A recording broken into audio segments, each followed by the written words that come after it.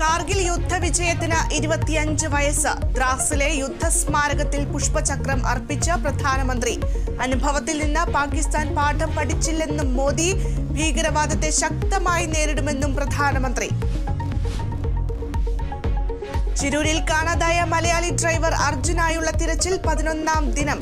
മുങ്ങൽ വിദഗ്ധർ നദിയിലെ സാഹചര്യം വിലയിരുത്തുന്നു. തുടർച്ചയായ മഴ രക്ഷാപ്രവർത്തനത്തിന് പ്രതിസന്ധി. മന്ത്രിമാരായ മുഹമ്മദ് റിയാസും AK ശശീന്ദ്രനും ശിരൂരിലേക്ക്. വൈസ് ചാൻസലർ നിയമനത്തിൽ ഗവർണർ കോടതിയിലേക്ക്. നിയമനത്തിൽ സർവകലാശാലകൾ സഹകരിക്കുന്നില്ലെന്നാരോപണം. സർവകലാശാലകൾ സിൻഡിക്കേറ്റ് പ്രതിനിധികളെ നൽകുന്നില്ല. സെർച്ച് കമ്മിറ്റി സ്റ്റേ ചെയ്ത ഹൈക്കോടതി നടപടിക്കെതിരെയും അപ്പീൽ. കായിക ലോകത്തെ വരവേൽക്കാനൊരുങ്ങി പാരീസ്. 33ാമത് ഒളിമ്പിക്സിന് ഇന്ന് ഔദ്യോഗിക തുടക്കം. രാത്രി 11-ന് വർണ്ണാഭമായ ഉദ്ഘാടന ചടങ്ങുകൾ. PV Sindhu Indian പതാകയേന്തും.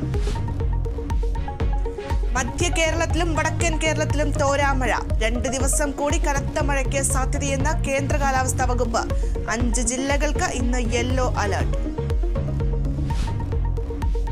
എറണാകുളം കടമക്കുടി പാലത്തിന്റെ അലൈൻമെന്റ് മാറ്റിയതിൽ വിദഗ്ധ സമിതിയുടെ ഇടപെടൽ. സംഘം ഉടൻ പാലം സന്ദർശിക്കും. നടപടി പ്രദേശവാസികളുടെ പ്രതിഷേധം കനക്കുന്നതിനിടെ. Kerala vision news impact.